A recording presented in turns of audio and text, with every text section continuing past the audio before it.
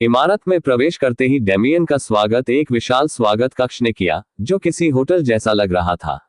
वहां विभिन्न कुर्सियां और मेजें सजी हुई थी और कई नायक बातचीत करने के लिए बैठे थे। वहां एक छोटा सा कैफेटेरिया क्षेत्र भी था जहां रेस्तरां श्रृंखलाओं की शाखाएं स्थापित थीं। पीछे की दीवार से सटा हुआ एक क्षेत्र था जहां रिसेप्शन डेस्क स्थित थे, लेकिन वहां केवल एक रिसेप्शनिस्ट के बजाय पूरी दीवार के किनारे दर्जनों रिसेप्शनिस्ट मौजूद थे। इन सभी रिसेप्शनिस्टों के सामने ग्राहकों की लंबी कतार लगी हुई थी। यह तो अपेक्षित ही था, क्योंकि एसगार्ड केवल एक अमेरिकी संगठन नहीं था, बल्कि एक ऐसा संगठन था जो पूरी दुनिया में फैला हुआ था। उनका केवल एक ही मुख्यालय था जहां लोग नायकों के रूप में शामिल होने और रैंक प्राप्त करने के लिए आते थे, जबकि संगठन की कई छोटी शाखाएं चुनिंदा देशों में नायकों का प्रबंधन करने के लिए विश्व भर में फैली हुई थी। फिर भी यह एक केंद्रीकृत संगठन था, और यह सुनिश्चित करने के लिए कि इसके भीतर सत्ता का संतुलन न बिगड़े, कई आधिकारिक गतिविधियां केवल मुख्यालय के भीतर ही की जाती थीं। डेमियन ने कतार में लगने से पहले कुछ देर आसपास के नज़ारों का लुत्फ उठाया। वह खुद को धैर्यवान व्यक्ति नहीं मानता था, लेकिन वह इतना भी अड़ियल नहीं था कि थोड़ी देर इंतजार करने पर हंगामा करे। डेमियन की बारी आने में लगभग 2 घंटे लग गए, लेकिन उसे इंतजार में जरा भी बोरियत नहीं हुई। धरती पर लौटने का मतलब था तकनीक, खासकर मोबाइल फोन की दुनिया में लौटना। आराम के इस महीने के दौरान डेमियन ने अपने लिए एक फोन खरीदने को प्राथमिकता दी थी, ताकि वह खाली समय में संगीत सुन सके और सोशल मीडिया ऐप्स पर स्क्रॉल कर सके। सोशल मीडिया डेमियन के लिए एक और अप्रत्याशित चीज साबित हुई। यह तो स्पष्ट था कि सोशल मीडिया हमेशा से ही दुनिया का एक लोकप्रिय हिस्सा रहेगा, लेकिन उन्होंने इसके इतने अधिक लोकप्रिय होने की उम्मीद नहीं की थी। अनगिनत लोग सोशल मीडिया पर अपनी प्रतिभा का रचनात्मक उपयोग करके जीविका कमा रहे थे, फिर भी इन्फ्लुएंसर शब्द अब उन पर पूरी तरह से लागू नहीं होता था। महाशक्तियों से भरी दुनिया के आगमन ने लोगों की राय को प्रभावित करना बहुत मुश्किल बना दिया है, क्योंकि आजकल प्रतिष्ठा मुख्य रूप से ताकत पर आधारित होती है। खैर, डेमियन काउंटर पर पहुंचा, जहां महिला ने विनम्रतापूर्वक उसका अभिवादन किया। एसगार्ड मुख्यालय में आपका स्वागत है। क्या आप आज हीरो बनने आए हैं, या आपकी कोई विशेष पूछताछ है? डेमियन को समझ नहीं आ रहा था कि वह क्या जवाब दे। मैं नेताओं से बात करना चाहता हूं, या कुछ ऐसा कहकर बातचीत शुरू नहीं कर सकता था, क्योंकि ऐसा करने से वह अपराधी जैसा लगेगा, लेकिन उसे यह भी नहीं पता था कि इस विषय पर बात कैसे शुरू करे। क्या आप मुझे बता सकते हैं कि ऊपरी मंजिलों की संरचना कैसी है? मेरा मतलब भौतिक संरचना से नहीं, बल्कि वहां काम करने वाले लोगों से है। वह महिला थोड़ी संशय में थी, लेकिन डेमियन के स्पष्टीकरण के बाद उसने मान लिया कि वह इमारत में डेस्क जॉब करने के बारे में सोच रहा है, इसलिए उसने उसके सवालों के जवाब दिए। जी हाँ, एसगार्ड गगनचुंबी इमारत 200 मंजिला है, जो इसे दुनिया की सबसे ऊंची इमारत बनाती है। और इस ऊंचाई के कारण यहां उपयोग के लिए विभिन्न सुविधाएं उपलब्ध हैं। चलिए सबसे नीचे की 30 मंजिलों से शुरू करते हैं। ये मंजिलें नायकों के लिए परीक्षण और प्रशिक्षण क्षेत्र के रूप में काम करती हैं। जैसा कि आप जानते हैं, जब कोई नायक एसगार्ड में शामिल होना चाहता है, तो उसका परीक्षण किया जाता है और उसे एफ से एसएसएस तक की रैंक दी जाती है। ये रैंक उसके विशेषाधिकारों और उन गतिविधियों के स्तर को निर्धारित करती है जिनमें वह भाग ले सकता है। इन रैंकों के परीक्षण और निर्धारण के लिए उपयोग की जाने वाली सुविधाएं पहली 10 मंजिलों पर मौजूद हैं। अगली 20 मंजिलें नए और अनुभवी नायकों के प्रशिक्षण के लिए विभिन्न प्रशिक्षण क्षेत्रों से भरी हुई हैं। इन्हें हमारे संस्थापकों द्वारा विशेष रूप से डिजाइन किया गया है, इसलिए इनकी कार्यक्षमता सिद्ध हो चुकी है। उसके बाद 30 मंजिलें हैं जो एक प्रकार के होटल या अपार्टमेंट कॉम्प्लेक्स के रूप में काम करती हैं। इस इमारत में काम करने वाले लोग कभी कभी इसमें रहना भी पसंद करते हैं, क्योंकि प्रवेश और निकास द्वार रोजाना भीड़भाड़ वाले हो जाते हैं। और वहां से हम काम से संबंधित मंजिलों पर पहुंचते हैं। 61वीं मंजिल से लेकर 196वीं मंजिल तक सब कुछ लॉजिस्टिक्स और प्रबंधन के लिए उपयोग किया जाता है। चूंकि एसगार्ड एक वैश्विक संगठन है, इसलिए उचित व्यवस्था के बिना चीजें बहुत अव्यवस्थित हो सकती हैं। जहां तक अंतिम 4 मंजिलों की बात है, मुझे उस जानकारी का खुलासा करने की अनुमति नहीं है, क्योंकि वे पूरी तरह से संस्थापकों और उनके द्वारा अनुमत व्यक्तियों के लिए आरक्षित हैं। डेमियन ने इस स्पष्टीकरण को थोड़ी हैरानी से सुना। 200 कहानियां अनावश्यक और मात्र दिखावे के लिए लग रही थीं, लेकिन ऐसा लग रहा था कि उनका सही उपयोग किया गया था। आखिर दुनिया के हर देश के सहायक कर्मचारियों को रखने के लिए काफी जगह की आवश्यकता तो होगी ही। फिर भी उसे समझ नहीं आ रहा था कि उसे कैसा महसूस करना चाहिए, क्योंकि स्पष्टीकरण से उसे कोई मदद नहीं मिली।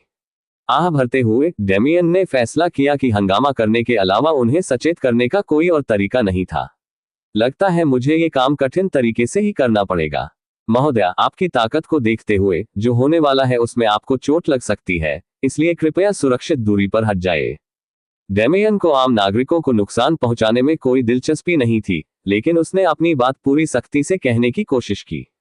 डेमियन के दबे हुए दबाव से घुटन महसूस करते हुए रिसेप्शनिस्ट और उसके पीछे कतार में खड़े लोग पीछे हट गए। जब वे इतनी दूरी पर पहुंच गए जिसे डेमियन ने पर्याप्त सुरक्षित माना, तो उसने तीसरे दर्जे के योद्धा के रूप में अपनी पूरी आभा को मुक्त कर दिया। पूरा हॉल सन्नाटे में डूब गया।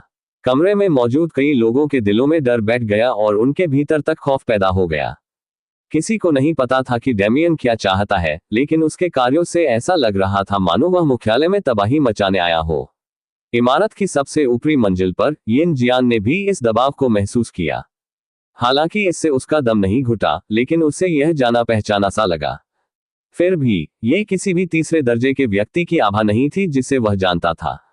जब तक कि इस संभावना के बारे में सोचते ही यिन जियान तुरंत बालकनी से कूदकर नीचे फुटपाथ पर आ गया। जमीन पर पहुंचने का यही सबसे आसान तरीका था। इमारत में दोबारा प्रवेश करते ही उसने देखा कि डेमियन कमरे के बीचों बीच खड़ा है। लड़के, मुझे नहीं पता कि तुम क्यों आए हो, लेकिन मुझे उम्मीद है कि तुम कोई गड़बड़ करने नहीं आए हो।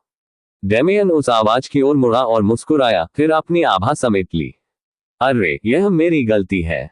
मैं आपसे शांतिपूर्वक बात करना चाहता था, लेकिन आपसे संपर्क करने का मुझे कोई और तरीका सूझा ही नहीं। बूढ़े ने बेबसी से आह भरी। दरअसल वे एक दूसरे को नहीं जानते थे, इसलिए प्रतिक्रिया पाने का यही सबसे तेज तरीका था। लोगों के मन में उठने वाली धारणाओं के बावजूद डेमियन के साहस को देखकर वह बस आश्चर्यचकित रह गया। ठीक है, अगर आप सिर्फ बात करने आए हैं तो मेरे साथ ऊपर चलिए। यहां रुकना असुविधाजनक है। यिन जियान वहां से चला गया और एक बार फिर उसी बालकनी की ओर उड़ने लगा जहां से वह आया था, और डेमियन हल्के से मुस्कुराते हुए उसके पीछे पीछे गया। हालांकि यिन जियान थोड़ा आशंकित था, लेकिन उसे लगा कि उसके अन्य दो साथियों के साथ होने से उन्हें डेमियन के बारे में जरा भी चिंता करने की जरूरत नहीं होगी। और यह अनुमान आंशिक रूप से सही था। हालांकि डेमियन की युद्ध क्षमता उसे उच्च स्तरीय तृतीय श्रेणी के प्राणियों से लड़ने में सक्षम बनाती थी, लेकिन यह केवल एक बनाम एक लड़ाई में ही संभव था। समूह युद्ध में उसकी क्षमता बेहद सीमित हो जाती। फिर भी भाग निकलना आसान होता, इसलिए उसे डरने की कोई बात नहीं थी। पेंट हाउस में पहुंचकर यिन जियान डेमियन को उस कॉन्फ्रेंस रूम में ले गया जहां तीनों बुजुर्ग पहले मिले थे, और फिर अपने साथियों को बुलाया। बस कुछ पल उनके आने का इंतजार कीजिए, फिर हम कोई भी चर्चा शुरू कर सकते हैं। यिन जियान ने देखा कि डेमियन बड़े आराम से बैठा है। उसे पता था कि डेमियन पेंट हाउस में मौजूद बाकी दो लोगों की मौजूदगी को महसूस कर सकता है, लेकिन उसके चेहरे पर दिख रहे सुकून भरे भाव को देखकर यिन जियान को कुछ शक होने लगा। ऐसा तो नहीं हो सकता कि वह सोचता हो कि वह हम तीनों को एक साथ हरा सकता है ना? शियाओ झेन और किन हुआओ को आने में ज्यादा समय नहीं लगा। सामने खड़े लड़के को देखकर दोनों ने अपना आश्चर्य छुपा लिया। सचमुच उसकी प्रतिभा मध्य महाद्वीप के उन प्रतिभाशाली लोगों के बराबर भी हो सकती है, जियाओ झेन ने सोचा। फिर भी बाहर से वह उदासीन बना रहा। आप हमसे किस बारे में बात करने आए हैं? डेमियन ने उस आदमी को देखते हुए बस एक ही विचार किया, मजबूत। जियाओ झेन इतना मजबूत था कि डेमियन को सतर्क होना पड़ा, लेकिन फिर भी उसने उसी तरह प्रतिक्रिया दी। आज मेरा उद्देश्य सीधा साधा है। मैं यहाँ ये निर्धारित करने आया हूँ कि आप लोग मेरे सहयोगी हैं या शत्रु। जैसा कि आप जानते ही हैं, मैं इसी दुनिया का निवासी हूँ, इसलिए मैं आपको इसे नष्ट करने या इस पर नकारात्मक प्रभाव डालने की अनुमति नहीं दे सकता। तीनों व्यक्ति गंभीर हो गए। मुझे लगता है कि आप पहले से ही जानते हैं कि हम यहाँ स्वार्थी इरादों से आए हैं, यिन जियान ने कहा, लेकिन हमारा इस छोटी सी दुनिया को स्थायी रूप से नुकसान पहुंचाने का कोई इरादा नहीं है। डेमियन ने सिर हिलाया। उसे शुरू से ही इसका अंदाजा था। अगर किसी शक्तिशाली दुनिया के लोगों के पास कोई साजिश या योजना न होती, तो वे यहाँ कभी नहीं आते। तो फिर आपकी योजना क्या है? इस बार जियाओ ज़ेन ने बात की। इन जटिल बातों पर हम बाद में चर्चा कर सकते हैं। बस इतना जान लो कि निफ्लहेम के उन दुष्टों ने जो भी योजना बनाई है, उससे सावधान रहने की जिम्मेदारी तुम्हारी नहीं, बल्कि तुम्हारी है। निफलहेम है ना। डेमियन को लगा कि किसी दुष्ट संगठन द्वारा कुटिल साजिश रचने की बात काफी घिसी पिटी है, लेकिन फिर भी उसने उन बुरे लोगों की बातें सुनी। हमें अभी तक ये पता नहीं चला है कि निफलहेम की असल योजना क्या है, लेकिन हम जानते हैं कि अंत में वे इस ग्रह को नष्ट कर देंगे। वे न केवल इस ग्रह के दुश्मन हैं, बल्कि हमारे क्लाउड प्लेन के भी दुश्मन हैं। वे कई वर्षों से आक्रमण का प्रयास कर रहे हैं। शाओ झेन ने आगे कहा, हमारा लक्ष्य इस दुनिया के वातावरण में मौजूद प्राकृतिक ऊर्जा का एक हिस्सा निकालना है। हालांकि लंबे समय में इसके कोई नकारात्मक प्रभाव नहीं होंगे, लेकिन ऊर्जा का स्तर सामान्य होने से पहले कम से कम 1 दशक तक यहाँ के निवासियों की प्रगति धीमी रहेगी। यह उद्देश्य सुनकर डेमियन सोच में पड़ गया। सच तो यह है कि अपनी मां को बचाने के बाद उसे पृथ्वी की बिल्कुल भी परवाह नहीं थी। उसने पहले ही अपनी मां को एपिरोन ले जाने की योजना बना ली थी, जहां माना की सघनता अधिक थी और समाज शांतिपूर्ण था, ताकि वह बेहतर जीवन जी सके। आखिरकार उसके 4 साल के चले जाने के बावजूद पृथ्वी ब्रह्मांड के शक्तिशाली ग्रहों के लिए एक छोटा युद्ध क्षेत्र बन गई थी। उस बुरे व्यक्ति ने क्लाउड प्लेन का जिक्र किया था, और डेमियन को पहले से ही इसके अस्तित्व के बारे में पता था। यह उन अनेक संसारों में से एक था जिनकी खोज पृथ्वी पर खुले द्वारों के माध्यम से हुई थी। और निफलहेम और क्लाउड प्लेन दोनों की शक्तियों को पृथ्वी के स्थान की जानकारी संभवतः पृथ्वी के उन नागरिकों के माध्यम से मिली थी जो धन या शक्ति से प्रभावित थे। यह पहले ही बताया जा चुका था कि द्वारों के माध्यम से वापस शुरुआती दुनिया में प्रवेश बाहरी लोगों के लिए प्रतिबंधित था, इसलिए किसी भी अन्य संभावना को तुरंत खारिज किया जा सकता था। तो फिर आप लोगों को पृथ्वी की शक्ति की आवश्यकता क्यों है? यिन जियान और किन्हुआओ ने शियाओ झेन की ओर देखा। वह उनका प्रतिनिधि था और तीनों में सबसे अधिक शक्ति वाला व्यक्ति था, इसलिए डेमियन को उनकी दुनिया के बारे में और अधिक जानकारी देने जैसे निर्णय उसी के कंधों पर टिके थे। शाओ झेन ने इस तरह के सूचना आदान प्रदान के फायदे और नुकसान पर विचार करने के लिए कुछ क्षण लिए। एक और वह इस प्रतिभाशाली युवक के रूप में एक मूल्यवान सहयोगी प्राप्त कर सकता था और पृथ्वी से संबंधित अपनी योजनाओं को बिना किसी बाधा के जारी रख सकता था, जबकि दूसरी ओर इस युवक के दुश्मन पक्ष में शामिल होकर उनके रहस्यों को उजागर करने का जोखिम था। उसने डेमियन को दुश्मन बनाने के परिणामों के बारे में कभी सोचा ही नहीं। भले ही डेमियन उनके मानकों के अनुसार शक्तिशाली था, लेकिन उनकी पूरी दुनिया के सामने वह कुछ भी नहीं था। यहां तक कि मध्य महाद्वीप की उन प्रमुख शक्तियों के मुकाबले भी वह एक और युवा प्रतिभाशाली व्यक्ति मात्र था जिसमें सत्ता में ऊपर उठने की क्षमता थी। इतना सोचने के बाद जियाओ झेन ने डेमियन के सवाल का जवाब देने का फैसला किया। हमारी दुनिया की सर्वोच्च शक्तियों ने साधना नामक स्तर प्राप्त करने के नए तरीके खोजे हैं। खेती एक सरल प्रक्रिया है, क्योंकि इसमें विशिष्ट पैटर्न में परिवेशीय माना को अवशोषित करना और प्रसारित करना शामिल है, ताकि माना क्षमता और यहां तक कि स्तर को भी बढ़ाया जा सके। यह एक चौंकाने वाली खोज थी, लेकिन अंत में इसका मतलब समझ में आया। लेवल बढ़ाने में योगदान देने वाले अनुभव अंक तब प्राप्त होते हैं जब कोई व्यक्ति अपनी लीजेंड को बढ़ाता है या उसमें कुछ जोड़ता है। यह एक ऐसी अवधारणा है जिसके बारे में सिस्टम हमें बड़ी उपलब्धियां हासिल करने पर लगातार याद दिलाता रहता है, लेकिन इसे कभी पूरी तरह से समझाया नहीं जाता। हम अभी भी ठीक से नहीं जानते कि लीजेंड क्या होता है, लेकिन वर्षों की कड़ी मेहनत से इसे विकसित करने पर भी आपको अनुभव प्राप्त होगा जिससे आप लेवल अप कर सकेंगे। हालांकि यह प्रक्रिया समतलीकरण की अधिक पारंपरिक विधियों की तुलना में दसियों या उच्च स्तरों पर हजारों गुना धीमी हो सकती है, फिर भी यह अत्यंत लाभकारी है। समस्या बस इतनी है कि साधना के आगमन के साथ दुनिया के माना स्तर इसके साथ तालमेल नहीं रख पाए। अगर इसकी खोज वर्तमान समय में हुई होती तो यह कोई समस्या नहीं होती, लेकिन यह हमारी दुनिया में हजारों वर्षों से एक आम प्रथा रही है, और हाल के दिनों में हमें सभ्यता के लिए एक बड़े खतरे का सामना करना पड़ा है। यहां तक पहुंचते पहुंचते जियाओ झेन का चेहरा गंभीर हो गया। हमने अभी तक ये पता नहीं लगाया है कि वे वास्तव में क्या हैं, लेकिन निफलहेम के पीछे एक ऐसी शक्ति है जो उनकी गतिविधियों की योजना बना रही है। हमने पाया है कि यह शक्ति हमारी समझ से कहीं अधिक बड़ी है। इस सेना के आगे बढ़ने पर संभावित युद्ध की तैयारी में हमारे क्लाउड प्लेन की सर्वोच्च शक्तियों ने अपनी ऊर्जा की पूर्ति के लिए निचले लोगों से ऊर्जा चुराने की रणनीति पर निर्णय लिया है। इस तरह लोग दुनिया की माना घनत्व को कम करने की चिंता किए बिना तेजी से शक्ति प्राप्त कर सकेंगे। डेमियन ने ये सब बड़े ध्यान से सुना। ये संघर्ष न तो देश के स्तर के थे और न ही महाद्वीपीय स्तर के, ये तो दो दुनियाओं के बीच के युद्ध थे। ऐसे विशाल युद्ध के बारे में सोचकर ही उसका खून खौल उठा, और वह जानता था कि निफलहेम की सेनाओं का सबसे संभावित समर्थक कौन हो सकता है। ये निश्चित रूप से नॉक्स ही होंगे। एपेरॉन पर आक्रमण के बाद से वे जाहिर तौर पर चुप रहे थे, लेकिन ये स्पष्ट था कि वे एक बार फिर हमला करने के लिए सेना जुटा रहे थे। और जो कुछ वह सुन रहा था, उससे यही लग रहा था कि वे एपेरॉन पर हमला करने की योजना नहीं बना रहे थे, बल्कि अनगिनत अन्य ग्रहों पर हमला करने की योजना बना रहे थे। आखिर उनका उद्देश्य क्या है? क्या ये सिर्फ वर्चस्व स्थापित करने के लिए है, या इसके पीछे कुछ बड़ा मकसद है? डेमियन को यह महसूस हुआ कि पर्दे के पीछे कोई बड़ी साजिश चल रही है, लेकिन उसने इस विचार को झटक दिया। उसके पास ऐसी बातों को सुझाने की न तो ताकत थी और न ही क्षमता, बल्कि उनके विचार किसी और ही बात पर थे। क्लाउड प्लेन एपेरॉन से कहीं अधिक शक्तिशाली प्रतीत होता है, और अगर वे निफ्लहेम के साथ युद्ध करने जा रहे हैं, यह निश्चित रूप से कुछ ऐसा होगा जिसमें वह शामिल होना चाहेगा। हो सकता है कि वह युद्ध को रोक न सके या अकेले ही सारी ताकत न जुटा सके, लेकिन अगर वह सही योजना बनाए तो निश्चित रूप से बड़े बड़े झटके दे सकता है। लेकिन वो सब बात की बात थी। पहले उसे धरती पर चल रही परेशानियों से निपटना था। हालांकि उसे इन सब बातों की ज्यादा परवाह नहीं थी, पर वो जानता था कि उसकी माँ को इस दुनिया से गहरा लगाव था। भले ही सिर्फ उसकी माँ के लिए ही सही, वो इसे नष्ट नहीं होने दे सकता था।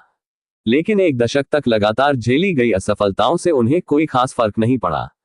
वे फिर से खुद को मजबूत कर लेंगे, और डैमियन का मानना था कि इतनी कम मात्रा में माना शक्ति होने के कारण अन्य बड़े ग्रह पृथ्वी में ज्यादा दिलचस्पी नहीं दिखाएंगे। बहुत खूब, मुझे कोई आपत्ति नहीं है अगर आप लोग माना इकट्ठा करने की अपनी योजना पर आगे बढ़ते हैं, लेकिन निफ्लहेम के मामले में मुझे पूर्ण सहयोग की उम्मीद है। बाकी मामलों पर हम निफ्लहेम का काम पूरा होने के बाद चर्चा कर सकते हैं। तीनों बूढ़े लोगों ने सिर हिलाया। हालांकि डेमियन अभी छोटा लड़का ही था, लेकिन उसके व्यक्तित्व और व्यवहार में कुछ ऐसा था जो उन्हें उसके प्रति अधीनता का भाव महसूस कराता था। यहां तक कि जियाओ झेन को भी यही महसूस हुआ। यह न तो शारीरिक शक्ति का मामला था और न ही बुद्धिमत्ता का, क्योंकि वे तीनों मिलकर इन दोनों क्षेत्रों में डेमियन से कहीं आगे थे। सीधे शब्दों में कहें तो उन्हें एक नेता की स्वाभाविक आभा का अनुभव हुआ। वह ऐसे नेता नहीं थे जो एकांत में बैठे रहते हो या किसी साम्राज्य का नेतृत्व करते हो, बल्कि एक ऐसे आध्यात्मिक स्तंभ थे जो सहजता से लोगों को अपने झंडे तले एकजुट कर सकते थे। इस लड़के का भविष्य जरूर उज्जवल होगा, येन जियान ने मन ही मन सोचा। हालांकि वह इस बातचीत के अधिकांश भाग में केवल एक दर्शक ही रहा था, फिर भी इस पूरे मामले पर उसकी अपनी राय थी। डेमियन और तीनों बूढ़े लोग कुछ घंटों तक विभिन्न विषयों पर बातचीत करते रहे। फिर आखिरकार डेमियन ने विदा ली। उसने एक बार फिर पैदल घर जाने का फैसला किया, क्योंकि उसे बहुत सी बातों पर विचार करना था।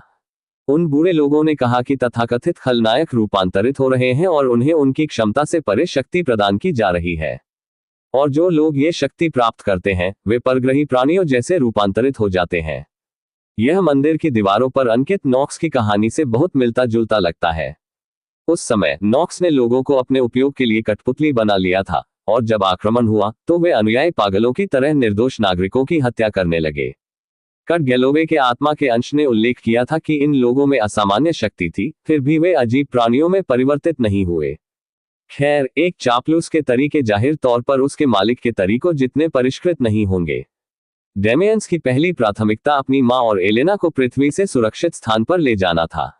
अगर पृथ्वी के खतरनाक स्थान बनने की जरा सी भी संभावना होती तो वह उन्हें यहां रहने नहीं देता। क्लाउड प्लेन का भी मामला है। सच कहें तो डेमियन अकेले ही क्लाउड प्लेन जाना चाहता था। वह रोज को भी पीछे छोड़ना चाहता था। ऐसा नहीं था कि उनकी ताकत उनके लक्ष्यों में योगदान नहीं दे सकती थी या वह उनकी संगति नहीं चाहते थे, बल्कि उन्हें लगता था कि अगर अचानक कहीं से प्रकट होने वाले बाहरी लोगों की संख्या कम हो तो यह अधिक सुविधाजनक होगा। हालांकि उनकी शुरुआती सोच ऐसी नहीं थी। वह रोज को भी इस साहसिक यात्रा पर साथ ले जाना चाहते थे, क्योंकि जब वे दोनों साथ मिलकर रहस्यमयी दुनिया की खोज करते थे तो उन्हें बहुत मजा आता था। लेकिन उन बूढ़े लोगों को इसके लिए मनाना उनके लिए मुश्किल हो रहा था। उन्हें अपने साथ आने की अनुमति देने के लिए राजी करने में ही 1 घंटा लग गया, इसलिए जब उसने दूसरों को लाने के लिए कहा तो उसे पूरी तरह से अस्वीकार कर दिया गया। खैर, समय आने पर मैं उस समस्या से निपट लूंगा। फिलहाल आइए धरती पर मौजूद मामलों से निपटते हैं। वह बार बार भविष्य के बारे में सोचते सोचते भटक जाता था, पर वह खुद को रोक नहीं पाता था। हालांकि पृथ्वी पर साजिशों से निपटना आवश्यक था, लेकिन इससे उसके अंदर रोमांच की वह भावना जागृत नहीं होती थी जो अन्य ग्रहों की यात्रा करने और ग्रहों के युद्धों में भाग लेने से होती थी। पृथ्वी उसके लिए महज एक बोझ थी, जबकि बाकी के काम वह अपनी मर्जी से करने वाला था। चलिए अब निफ्लहेम से निपटते हैं। खैर, अगर वह निफ्लहेम से तुरंत निपटना भी चाहता तो उसके पास ऐसा करने के साधन नहीं थे। आखिरकार उसे ये भी नहीं पता था कि वे कहाँ स्थित हैं। जियाओ झेन ने उसे बताया था कि वे लॉस एंजल्स के आसपास होंगे, लेकिन ये जानकारी पर्याप्त नहीं थी। उसने सोचा कि क्या समुद्र की संभावना को पूरी तरह से नकारा जा सकता है, लेकिन उसने तुरंत इस विचार को मन से निकाल दिया। अगर पृथ्वी का बाकी हिस्सा डेमियन के लिए महज एक खेल का मैदान था, तो उसे सिर्फ समुद्र से ही सावधान रहने की जरूरत थी। विश्व जागरण से पहले भी समुद्र का 80% से अधिक हिस्सा अज्ञात और अनछुआ था। तब से दुनिया का भूभाग बदल चुका था और कोई नहीं जानता था कि समुद्र का क्या हाल हुआ था।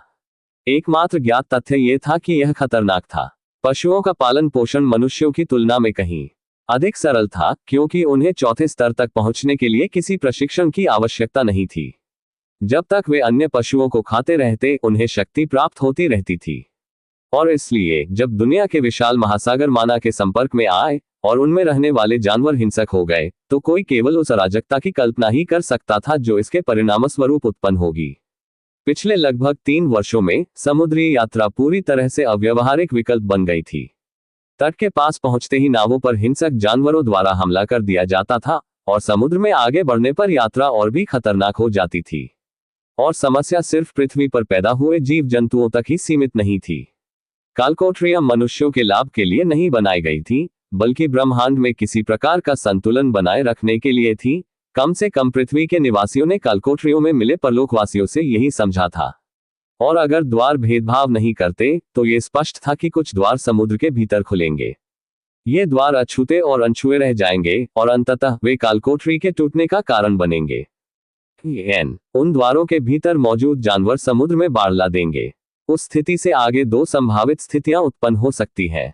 पहला परिदृश्य तब था जब द्वार जलीय प्रकृति का था और विभिन्न शक्तियों वाले जानवरों की नई प्रजातियां समुद्र के पारिस्थितिकी तंत्र में प्रवेश करती थी, या तो उस क्षेत्र में प्रजनन करती थी या शासन करती थी। दूसरी स्थिति तब थी जब द्वार पानी से संबंधित नहीं था। इस स्थिति में द्वार तोड़कर अंदर आने वाले जानवर ज्यादातर मामलों में या तो डूब जाते थे या गहरे समुद्र के दबाव से कुचल जाते थे। हालांकि यह बेहतर परिणाम प्रतीत हो सकता है, लेकिन ऐसा नहीं था। इन जानवरों के शवों को उस पारिस्थितिकी तंत्र में पहले से रह रहे जीव खा जाते थे, जिससे पहले से मौजूद जानवरों को और अधिक शक्ति मिलती थी। पृथ्वी के सबसे गहरे क्षेत्रों में, जहां मनुष्य कभी नहीं पहुंच सकते, वहां संभवतः तीसरी श्रेणी के अनगिनत जानवर घात लगाकर बैठे हुए थे। डेमियन एक दिन समुद्र की गहराइयों में जाकर कुछ दिलचस्प खोज करना चाहता था, लेकिन अभी समय नहीं था। शायद निफ्लहेम का काम खत्म होने के बाद या क्लाउड प्लेन में अपना रोमांच पूरा करने के बाद वह इस उद्देश्य से वापस लौटेगा। समुद्र से अपना ध्यान हटाकर डेमियन ने शहर के आसपास के भूभाग का जायजा लेने का फैसला किया। और उसे यह कहना पड़ा कि उसने जो देखा उससे वह सचमुच स्तब्ध रह गया। अपने पतन से पहले वह कभी लॉस एंजल्स से बाहर नहीं गया था, और विश्व जागरण के बाद उसे समाचार देखने की भी इच्छा नहीं होती थी। एलेना की भी यही हालत थी। इसी वजह से पृथ्वी के प्रति उनका दृष्टिकोण अपेक्षाकृत अप्रभावित रहा था। लेकिन जब डेमियन ने कैलिफोर्निया के अन्य क्षेत्रों में हवाई यात्रा की, तब भी वह भूगोल और जनसंख्या दोनों में व्यापक अंतर देख सका। सैन डिएगो या सैन फ्रांसिस्को जैसे बड़े शहर अपेक्षाकृत अप्रभावित रहे, क्योंकि उनकी बड़ी आबादी का मतलब था कि वहां हमेशा ऐसे नायक मौजूद रहेंगे जो उन्हें किसी भी बड़े नुकसान से बचाएंगे। लेकिन अधिकांश छोटे शहर खंडहर में तब्दील हो गए थे। डेमियन सामान्य जानवरों के महासागर के भीतर होने वाले विकास के बारे में सोच रहा था, लेकिन सतह पर विचार करते समय उससे एक चूक हो गई थी। भले ही मनुष्य सबसे प्रमुख प्रजाति थे, इसका मतलब यह बिल्कुल नहीं था कि जानवरों की कमी थी। अनगिनत जंगलों और यहां तक कि मौजूद छोटे पारिस्थितिक तंत्रों में भी अनेक जीव जंतु रहते थे। और जिस तरह से एक जीव की सहज प्रवृत्ति काम करती है, डेमियन ये सोचकर कांप उठा। मानवता का कितना हिस्सा सचमुच नष्ट हो चुका है।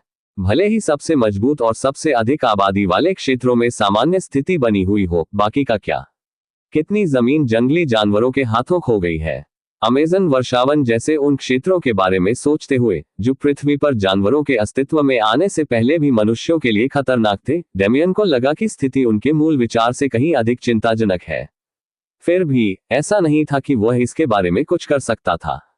चाहे वह कितनी भी कोशिश कर लेता, अमेज़न को साफ करने में ही शायद सालों लग जाते। वह कल्पना भी नहीं कर सकता था कि पूरी दुनिया का बोझ अपने कंधों पर लेकर सबको बचाने वाला हीरो बनना कितना मुश्किल होगा। डेमियन अपनी स्थिति की विडंबना पर मुस्कुराया। वैसे तो उसकी सोच पहले से ही ग्रह स्तर की थी। वह अलग अलग ग्रहों की यात्रा करने और बड़े बड़े युद्धों में भाग लेने के बारे में सोच रहा था। फिर भी पृथ्वी के प्रति उनका दृष्टिकोण अब भी बहुत संकीर्ण था। शायद यह एपिरॉन में इतने वर्षों तक रहने का प्रभाव था, जहां शांति का राज था और व्यवस्था स्थापित थी। इस बीच डेमियन निफ्लहेम मुख्यालय की खोज में कैलिफोर्निया में लगातार उड़ान भर रहा था। यह अमेरिका के सबसे बड़े राज्यों में से एक था, इसलिए वह भूसे के ढेर में सुई ढूंढने जैसा काम कर रहा था।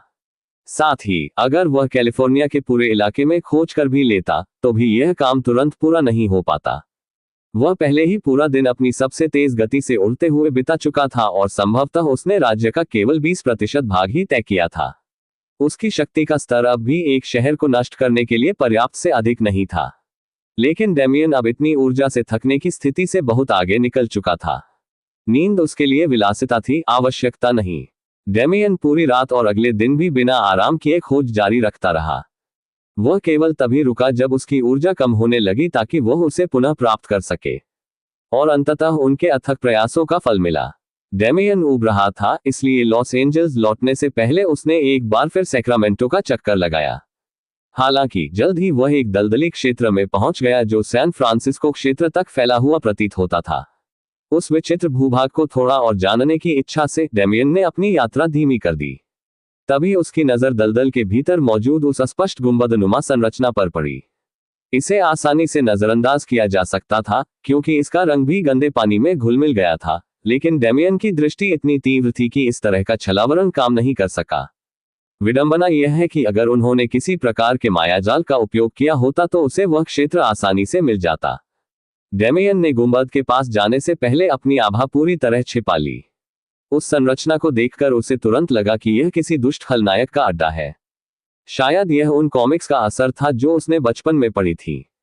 डेमियन ने जल्दबाजी में गुंबद में प्रवेश नहीं किया, क्योंकि अगर उसकी उत्पत्ति के बारे में उसकी जानकारी सही थी तो उसके अंदर निश्चित रूप से तृतीय श्रेणी के लोग होंगे। वह बस हवा में ही रुका रहा, प्रकाश को अपवर्तित करने और अदृश्य होने के लिए अपने वेक्टर नियंत्रण का उपयोग करता रहा। अपनी उपस्थिति को छिपाने वाले कान की बाली के साथ उसका छिपाव लगभग पूर्ण था। यह एक ऐसा तरीका नहीं था जिसका वह अक्सर इस्तेमाल करता था, क्योंकि उसके साथ मायाजाल की विशेषज्ञ रोज थी, लेकिन फिर भी ऐसे समय में यह कारगर साबित होता था। डेमियन घंटों तक धैर्यपूर्वक गुंबद के बाहरी किनारों पर किसी भी हलचल की प्रतीक्षा करता रहा। और अंततः उसे वह मिल गया जिसकी उसे तलाश थी। एक विकृत व्यक्ति जिसका शरीर गोलाकार था और सिर पर एंटीना थे, गुंबद से निकला और किसी अज्ञात स्थान की ओर उड़ गया। तो एलियन से उनका यही मतलब था। खैर, वह निश्चित रूप से किसी घटिया साइंस फिक्शन फिल्म के किरदार जैसा दिखता था। डेमियन अगले दिन भी देखता रहा कि कई अलग अलग लोग, जो कभी इंसान थे, गुंबद से बाहर निकल रहे थे और अंदर जा रहे थे। यह उसके लिए इस बात का पर्याप्त सबूत था कि यह जगह वास्तव में निफ्लहेम का अड्डा थी। यह मुख्य अड्डा था या नहीं, यह अभी देखा जाना बाकी था, लेकिन एसगार्ड के बुजुर्गों ने उल्लेख किया था कि निफ्लहेम के नेताओं ने सुविधा के लिए अपना मुख्य अड्डा कैलिफोर्निया में स्थापित किया था। अब डेमियन को बस इतना ही करना बाकी था कि वह अपने साथियों को अपनी खोज के बारे में बताए। वह बेस में घुसपैठ करके पृथ्वी के लिए उनकी योजनाओं का पता लगाना चाहता था, इससे पहले कि वह कोई आक्रामक कार्रवाई करे या क्लाउड प्लेन के लोगों को भी सूचित करे। उनके रिश्ते को ज्यादा से ज्यादा साझेदारी ही कहा जा सकता था। उनके बीच भरोसे की कोई नींव नहीं थी, बस एक दूसरे की खूबियों के प्रति सम्मान था। कोई भी बड़ा फैसला लेने से पहले डेमियन को यह साबित करना जरूरी था कि उन बुरे लोगों की बातें सच थी या नहीं। डेमियन उसकी नासमझी का फायदा उठाने की इजाजत नहीं देता, और अगर ऐसा हुआ भी तो वह इसे हल्के में नहीं लेता। हालांकि बुरे लोगों को इस बात का पता नहीं था, लेकिन डेमियन अभी भी सहयोगियों को दुश्मनों से अलग करने की प्रक्रिया में था। बाद में वापस आने के लिए अपनी लोकेशन याद रखने के बाद डेमियन डोम से उड़ गया और फिर टेलीपोर्ट करके वापस घर आ गया। वहां पहुंचकर उसने लड़कियों को अपनी खोज के बारे में बताना शुरू किया। उसने खोज पर निकलने से पहले ही उन्हें स्थिति के बारे में बता दिया था, इसलिए उसे केवल छिपने की जगह के बारे में बताना था। और चूंकि वे पहले से ही इस विषय पर चर्चा कर रहे थे, इसलिए उन्होंने उन्हें शहर के बाहर की दुनिया की स्थितियों के बारे में बताया। सच कहूं तो ये बेवकूफी है कि तुम्हारे कहने से पहले हमने इस संभावना पर कभी विचार ही नहीं किया, एलेना ने कहा। दुनिया की हालत देखकर वो थोड़ी उदास थी, लेकिन डैमियन की तरह उसे भी पता था कि वो कुछ नहीं कर सकती, इसलिए उसने चिंता नहीं की। हालांकि डैमियन के विपरीत उसने इस संभावना को बरकरार रखा कि एक बार जब वह पर्याप्त रूप से मजबूत हो जाएगी तो वह वापस आकर दुनिया को एक अधिक शांतिपूर्ण जगह बना सकती है। कुछ देर रुकने के बाद डैमियन ने उस गुंबदनुमा संरचना के बारे में बताया जो उसे मिली थी। उसने उस संरचना से बाहर निकलते हुए विकृत लोगों का भी वर्णन किया। उस ढांचे की पहचान तो काफी स्पष्ट है, लेकिन मैं बिना सोचे समझे उसमें घुसने में कोई दिलचस्पी नहीं रखता। रोज, मैं चाहता हूं कि तुम मेरे साथ चलो ताकि हम एक छोटा सा घुसपैठ मिशन कर सकें। रोज ने सिर हिलाया। कोई बात नहीं। वैसे भी यूं ही बैठे बैठे कुछ न करते हुए थोड़ा बोरिंग लगने लगा था। हमारा क्या होगा? एलेना ने खुद और जारा की ओर इशारा करते हुए कहा। रोज पहले ही दिखा चुकी है कि वह दूसरों पर ऐसे मायाजाल डाल सकती है जो तब तक नहीं टूटते जब तक हमारे पास माना शक्ति है, इसलिए हमारे लिए भी इसमें शामिल होना कोई समस्या नहीं होनी चाहिए। खैर, वो ज्यादातर अपने बारे में ही बोल रही थी। जारा के पास खुद को छुपाने की अद्भुत क्षमता थी और यही उसकी सबसे बड़ी ताकत थी। उसे दूसरों की नजरों से छिपने के लिए किसी मदद की जरूरत नहीं थी। डैमियन सोच में पड़ गया। यह सच था कि रोज चाहे तो अपने मायाजाल का इस्तेमाल करके एलेना को छिपा सकती थी, लेकिन डैमियन की एकमात्र चिंता सुरक्षा को लेकर थी। अगर उसके साथ और लोग घुसपैठ करते तो उन्हें अलग होना पड़ता और डैमियन उनकी रक्षा के लिए वहां मौजूद नहीं होता। डैमियन की चिंताओं को भांपते हुए रोज ने कहा, क्या तुम कुछ ज्यादा ही चिंतित नहीं हो रहे हो? या तुम भूल गए हो कि हम कोई कमजोर लोग नहीं हैं जो तुम्हें बोझ पहुंचाने आए हैं? कमरे में चारों ओर देखते हुए डैमियन को मूर्खता का एहसास होने लगा। केवल रोज ही नहीं, बल्कि एलेना और जारा भी उसे घूर रही थी। ये बात बिल्कुल सच थी कि वह उनकी ताकत को भूल गया था। रोज के बारे में, हालांकि वह जानता था कि वह ताकतवर है, उसने उसे कभी अकेले लड़ते नहीं देखा था। लेकिन यह तर्क बेतुका था। अगर वह अकेले नहीं लड़ सकती थी तो वह गॉडस्पार्क पर्वत पर उस तक कैसे पहुंची? और क्या प्राचीन मंदिर में नॉक्स को मारने में सबसे ज्यादा योगदान उसी का नहीं था? जारा भी वैसी ही थी। डैमियन ने हमेशा उसके साथ मिलकर ही लड़ाई लड़ी थी और उसे कभी अकेले शिकार करते नहीं देखा था, लेकिन इसका मतलब यह नहीं था कि वह कभी अकेले शिकार नहीं करती थी। जब वह अपने माना सर्किट का निर्माण कर रहा था और जब वह विरासत मकबरे के भीतर था, यहां तक कि गॉडस्पार्क पर्वत पर चढ़ाई के दौरान भी कुछ समय के लिए जारा ने डैमियन की घड़ी के बिना ही विकास किया था। और अंत में एलेना थी। पृथ्वी पर लौटने के बाद से उसने एलेना को लड़ते हुए नहीं देखा था, इसलिए एलेना पर उसका भरोसा थोड़ा डगमगा रहा था। इसके अलावा बाकी सब की तरह वह अभी भी द्वितीय श्रेणी में थी। शायद ये पृथ्वी की परिस्थितियों के कारण था, लेकिन इससे सच्चाई नहीं बदलती। थोड़ा हिचकिचाते हुए डैमियन ने एलेना की ओर देखते हुए एक बार फिर कहा, ठीक है, रोज और जारा अच्छी हैं, लेकिन मैंने तुम्हें कभी लड़ते हुए नहीं देखा। रोज के साथ अभ्यास करो और परिणाम के आधार पर हम तय कर सकते हैं कि तुम आ सकती हो या नहीं। डैमियन को लग रहा था कि वह कुछ ज्यादा ही हुक्म चला रहा है, पर यह जरूरी था। चाहे वह इसे गंभीरता से ले या नहीं, इससे कोई फर्क नहीं पड़ता था। दूसरे दर्जे के छात्र के लिए तीसरे दर्जे के छात्रों के अड्डे में जाना लगभग आत्महत्या के बराबर था। हालांकि अगर एलेना ये साबित कर पाती कि उसकी क्षमता डैमियन और रोज की क्षमताओं के बराबर थी जब वे दूसरी कक्षा के शिखर के करीब थे, तो कहानी कुछ और ही होती। एलेना ने लगभग तुरंत ही सिर हिला दिया। इससे न केवल वह ये साबित कर पाएगी कि वह बोझ नहीं है, बल्कि उसे रोज से लड़ने का मौका भी मिलेगा, जिसकी वह कई हफ्तों से कामना कर रही थी। उसकी सहमति मिलते ही डैमियन ने समूह को शहर के बाहरी इलाके में एक अधिक एकांत स्थान पर टेलीपोर्ट कर दिया। वह नहीं चाहता था कि अगर वे पिछवाड़े को बर्बाद कर दे तो उसे अपनी मां के गुस्से का सामना करना पड़े। डैमियन दूर जारा के ऊपर बैठा था, जबकि रोज और एलेना घास से ढकी पहाड़ियों पर एक दूसरे के सामने बैठी थी। उन दोनों को देखकर डैमियन ने सिर हिलाया। शुरू करना। एलेना सबसे पहले दौड़ी। उसने डैमियन द्वारा उपहार में दी गई स्थानिक अंगूठी से अपनी तलवार निकाली और सीधे रोज के सामने प्रकट हुई, इतनी तेजी से कि उसके पीछे उसकी परछाई बन गई। आश्चर्यचकित होने के बावजूद रोज ने शांत भाव से प्रतिक्रिया दी। हालांकि उसने किसी हथियार का इस्तेमाल नहीं किया क्योंकि दोनों के बीच शारीरिक शक्ति का अंतर पहले से ही काफी अधिक था। उसने अपने चारों ओर की हवा को हंसिया के आकार में ढाला और उसका इस्तेमाल आने वाली तलवार को रोकने के लिए किया। स्विश। इस टक्कर से कोई विस्फोट तो नहीं हुआ, लेकिन उससे उत्पन्न झटके ने उनके आसपास की घास को पूरी तरह से नष्ट कर दिया। यह देखकर रोज मुस्कुराए। क्या तुम बस इतना ही कर सकते हो? एलेना आमतौर पर इस तरह के मामूली उकसावे में नहीं आती थी, लेकिन रोज के सामने वह हमेशा खुद पर काबू नहीं रख पाती थी। उसने तुरंत अपना हमला फिर से शुरू कर दिया और लगातार अपनी तलवार लहराती रही।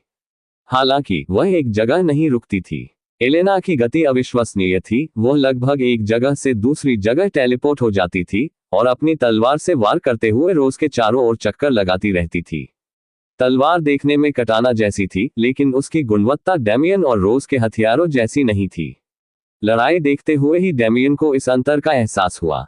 लगता है हमें जल्द ही उसके लिए एक नई तलवार मंगवानी पड़ेगी। फिर भी फिलहाल हथियार काफी था। एलेना रोज के चारों ओर घूमती रही और कई धुंधली छवियां बनने लगी। उनकी हरकतें एक जैसी हो गईं और ये बताना लगभग नामुमकिन हो गया कि असली एलेना कौन है। रोज इस हरकत से वाकई हैरान थी। उसने हवा का इस्तेमाल करके तस्वीरों को हिलाने की कोशिश की, लेकिन वे टस से मस नहीं हुई। ऐसा लग रहा था मानो उन्हें किसी और चीज का सहारा मिल रहा हो। तभी एक परिवर्तन आया। धरती कांपने लगी और उसकी सतह पर कई छेद बन गए। इन छेदों से पेड़ों की मोटी मोटी जड़ें गुलाब की ओर बढ़ने लगी। बूम! अंततः एक विस्फोट हुआ। रोज ने जड़ों पर हवा के गोले दागे, जिससे उनकी सतह पर बड़े बड़े घाव हो गए, और फिर उसने अपनी हवा की तलवार से उन्हें काट डाला। इस पूरे समय के दौरान एलेना लगातार आगे बढ़कर हमला करती रही। लड़ाई आधे घंटे तक जारी रही, लेकिन ऐसा लग नहीं रहा था कि यह जल्द ही रुकेगी। एलेना की निरंतर और भारी हमले की रणनीति के चलते किसी भी सामान्य द्वितीय श्रेणी के योद्धा की सहनशक्ति अब तक खत्म हो चुकी होती। लेकिन एलेना पर इसका कोई असर नहीं पड़ा। एलेना की खासियत हमेशा से ही युद्ध में उसकी दृढ़ता रही थी। चाहे कुछ भी हो जाए, वह कभी भी सबसे पहले थकने से इनकार करती थी। इस मोड़ पर रोज ने तय कर लिया था कि अब बहुत हो गया। एलेना पहले ही अपनी काबिलियत साबित कर चुकी थी, इसलिए उसे लगा कि अब लड़ाई जारी रखने की कोई जरूरत नहीं है। एलेना को सबक सिखाने के इरादे से रोज ने अपना कदम उठाया।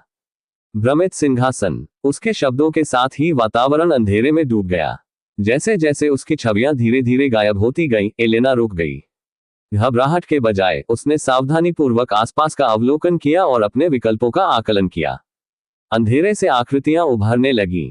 जानवर, इंसान और उनके विकृत मिश्रण एलेना पर टूट पड़े। इसके अलावा कई भयानक दृश्य उसकी आंखों के सामने कौंध गए। सामूहिक नरसंहार और हत्याएं उसकी आंखों के सामने प्रदर्शित हुई। इस मानसिक संघर्ष के आगे न झुकते हुए एलेना ने अपनी आंखें बंद कर लीं और अपने शरीर को हरे सफेद रंग की ऊर्जा से ढक लिया। यह ऊर्जा वायु तत्व के समान दिखती थी, लेकिन इसके स्वरूप के अलावा बाकी सब कुछ उससे अलग था। एलेना ने अपने शरीर और मन में एक जीवंत ऊर्जा का संचार होते हुए महसूस किया, जिसने उसके मन में मौजूद हर अशुद्धि को दूर कर दिया। जब उसने अपनी आंखें खोली तो वह फिर से अंधेरे में थी। ऐसा नहीं था कि भ्रम गायब हो गए या उस पर हमला करना बंद कर दिया, बल्कि एलेना को वे भ्रम दिखने ही बंद हो गए। ये कुछ डेमियन की आंखों के प्रभाव जैसा था। आकाश की असीम गहराई को घूरते हुए एलेना ने अपना हाथ उठाया। निर्णय। अंधकार से एक चकाचौंध कर देने वाला प्रकाश निकला, जिसने हर चीज को अपनी गर्म चमक से नहला दिया। हालांकि इसकी आभा की पवित्रता के विपरीत ये क्रिया अपने आप में घातक थी। हवा में 10 विशाल सुनहरी तलवारें प्रकट हुई। डेमियन भी मायावी सिंहासन क्षेत्र के बाहर से उनकी रोशनी देख सकता था। और फिर एलेना ने अपना हाथ नीचे कर लिया। प्रकाश की तलवारें अथाह गति से आगे बढ़ीं और अपने अपने लक्ष्यों को भेदने लगी। 3 तलवारें जमीन में धंस गईं, 3 छत में और बाकी 4 दीवारों से टकरा गईं। हालांकि सब कुछ भ्रम से बना था, तलवारें ऐसे प्रहार कर रही थीं मानो वे वास्तविक वस्तुएं हों। और फिर एक और चकाचौंध कर देने वाली रोशनी हुई और तलवारें फट गईं।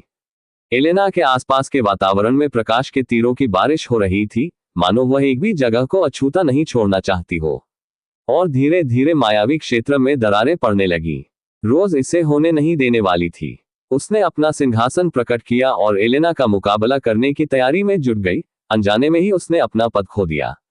एलेना ने भी उसी भाव से उसकी ओर रुख किया, मानो उनमें से किसी एक के गिरने तक लड़ने के लिए तैयार हो। हालांकि उनकी लड़ाई अचानक ही समाप्त हो गई। डेमियन उस क्षेत्र के मध्य में पहुंचा और उन्हें एक दूसरे से दूर टेलीपोर्ट कर दिया, साथ ही उन्हें हिलने से रोकने के लिए अपने वेक्टर नियंत्रण का उपयोग किया। ठीक है, एलेना ने खुद को साबित कर दिया है। हमारे मिशन पूरे होने के बाद आप लोग इसे जारी रख सकते हैं। लड़कियां अपनी लड़ाई में बाधा पड़ने से स्पष्ट रूप से निराश थीं, लेकिन उन्होंने कोई शिकायत नहीं की। फिलहाल उनकी प्राथमिकताएं कुछ और थीं। फिर भी इससे उन्हें एक दूसरे को घूरने से नहीं रोका जा सका। डेमियन ने तनाव कम करने के लिए विषय बदलने का फैसला किया। वाह, मुझे उम्मीद नहीं थी कि तुम इतनी जल्दी इतने ताकतवर हो जाओगे। तुमने जो आखिरी मूव किया वो क्या था? और जड़ों वाला मूव भी। एलेना ने गर्व से समझाते हुए मुस्कुराते हुए कहा, आपके जाने के लगभग 1 साल बाद मुझे जीवन के प्रति एक नया लगाव महसूस हुआ। मैं इसे पूरी तरह से समझ नहीं पाई, लेकिन इसका उद्देश्य मुख्य रूप से उपचार की ओर उन्मुख है। फिर भी इसमें प्रकृति भी शामिल है, इसलिए मैं इस तरह की दिलचस्प चीजें कर सकती हूँ। जस्टमेंट नामक आखिरी चाल मेरी बनाई हुई एक खास स्किल है। जजमेंट एक लाइट एलिमेंट स्किल है और इसके प्रभाव आप पिछली लड़ाई में देख सकते थे। शुरुआत में मैं सिर्फ एक तलवार बना सकता था और उससे दुश्मन पर वार कर सकता था, लेकिन अब मैं तीरों की बौछार जैसी और भी रचनात्मक चीजें कर सकता हूँ। डेमियन सचमुच प्रभावित हुआ। न केवल उसकी युद्ध क्षमता इतनी थी कि वह उनके मिशन में शामिल हो सके, बल्कि जब वे उसके स्तर पर थे तब उसकी युद्ध क्षमता डेमियन और रोज की युद्ध क्षमता से भी बेहतर हो सकती थी। वे दोनों तीसरी श्रेणी के भीतर ही कई स्तरों तक छलांग लगाने और अधिक शक्तिशाली विरोधियों से लड़ने में सक्षम थी, इसलिए एलेना द्वारा रोज के खिलाफ इतनी अच्छी लड़ाई लड़ना उसकी क्षमताओं का एक सच्चा प्रमाण था। यह भी कहना जरूरी है कि उसका प्रकाश तत्व रोज के भ्रमों का सीधा प्रतिकार प्रतीत होता है। हालांकि डेमियन इस बात का जिक्र खुलकर नहीं करेगा। उसे नहीं पता था कि अगर उसने ऐसा किया तो उसे किस तरह की प्रतिक्रिया झेलनी पड़ेगी। ज़ारा भी जल्द ही लड़कियों के साथ शामिल हो गई और कुछ घंटों तक बातें करते हुए अपनी ऊर्जा पुनः प्राप्त करने लगी। चूंकि सब कुछ तय हो चुका था, इसलिए अब संकोच करने की कोई जरूरत नहीं थी। निफ्लहेम में घुसपैठ करने का समय लगभग आ चुका था। लड़कियों के आराम करने के समय का लाभ डेमियन ने योजना बनाने के लिए उठाया। आखिरकार इस समय भी वह सीधे हमला करने की योजना बना रहा था, भले ही वह इसे अधिक गुप्त तरीके से कर रहा हो। वह आसानी से रोज से मदद मांग सकता था, क्योंकि टूर्नामेंट के दौरान मोनोलिथ कोड इवेंट में वही मुख्य योजनाकार थी, लेकिन डेमियन अपनी योजना बनाने की कला का अभ्यास करना चाहता था।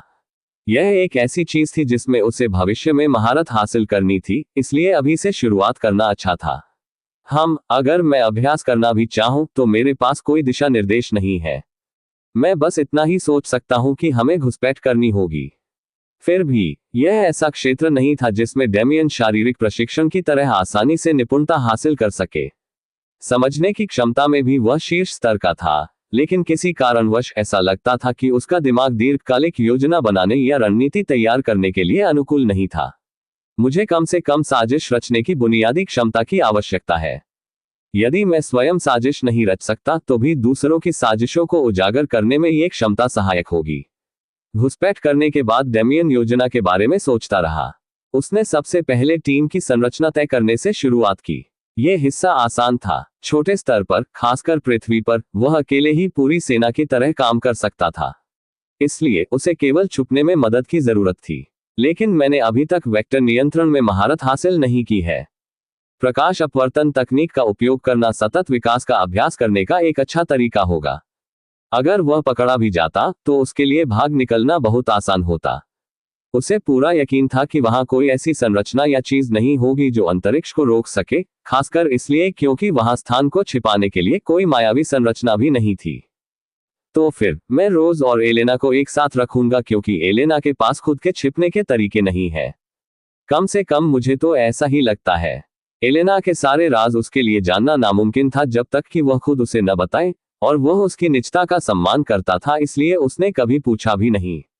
हालांकि एलेना में प्रकाश तत्व था, इसलिए सैद्धांतिक रूप से वह भी उसी प्रकाश अपवर्तन तकनीक का इस्तेमाल कर सकती थी, भले ही वह उसे अलग तरीके से इस्तेमाल करती हो। शायद उसने इसके बारे में सोचा ही न हो। दोनों ही स्थिति में उसने दोनों लड़कियों को एक ही टीम में रखने का फैसला किया। जहां तक उसकी और ज़ारा की बात है, वे ज्यादातर अकेले ही काम करेंगे। हालांकि वे एक दूसरे के पास ही रहेंगे, इसलिए तकनीकी रूप से इसे अकेले काम करना ही माना जा सकता है। स्थान के बारे में अभी कोई योजना बनाना उनके लिए संभव नहीं था। उन्हें अड्डे की बनावट या संरचना का कोई ज्ञान नहीं था, जो एक समस्या थी। लेकिन उनमें से किसी के पास भी स्मृति पढ़ने की तकनीक नहीं थी, इसलिए सटीक उत्तर प्राप्त करना कठिन था। मैंने अभी तक यातना के मामले में प्रयोग नहीं किया है। जानकारी हासिल करने का यह उसके लिए सबसे आसान तरीका था। साथ ही चूंकि पीड़ितों ने सत्ता के लिए लगभग अपनी आत्मा बेच दी थी, इसलिए उसे अपने कृत्यों के लिए पछतावा करने की कोई आवश्यकता नहीं थी। अच्छा चलिए ऐसा करते हैं। एक बार जब मैं फ्लो प्लान समझ लूंगा तो मैं बाकी योजना के लिए एक मोटा मोटा खाका तैयार कर लूंगा। ये सोचते ही डेमियन वहां से गायब हो गया। लड़कियां पहले तो चौंक गईं, लेकिन ज़ारा ने उन्हें भरोसा दिलाया कि जाने से पहले वह बस कुछ और तैयारियां कर रहा था। ये जानते हुए कि वह कुछ समय के लिए दूर रहेगा, रोज और एलेना ने एक बार फिर एक दूसरे को गुस्से से घूरा। तुम्हारे स्तर के हिसाब से तुम बुरे नहीं हो, रोज ने थोड़े तिरस्कारपूर्ण लहजे में कहा। हाँ, और तुम अपने स्तर के हिसाब से काफी कमजोर हो, एलेना ने तुरंत जवाब दिया। अगर रोशनी एक प्राकृतिक प्रतिकारक न होती तो आप इतना अच्छा प्रदर्शन नहीं कर पाते। अगर आप वाकई उतने ही अच्छे होते जितना आप दावा करते हैं, तो क्या एक स्वाभाविक प्रतिकार आपको रोकने के लिए काफी नहीं होता? तुम तो बस खुशकिस्मत हो कि मैंने तुम्हारे साथ नरमी बरती। लड़कियां घंटों तक बहस करती रहीं। ज़ारा को यह सब देखकर मजा आ रहा था, क्योंकि उनकी लड़ाई छोटी मोटी गालियों में तब्दील हो चुकी थी। दोनों में से कोई भी पीछे हटने को तैयार नहीं थी, लेकिन चूंकि वे एक दूसरे को दुश्मन नहीं बल्कि प्रतिद्वंद्वी मानती थी, इसलिए वे गालियों के मामले में सीमित थी। जब आखिरकार रात हुई तो डेमियन अपनी पिछली जगह पर फिर से प्रकट हो गया। लड़कियों ने स्थानिक बदलावों को पहले ही भांप लिया था और अपनी बहस बंद कर दी थी। ठीक है, तो ये रही योजना।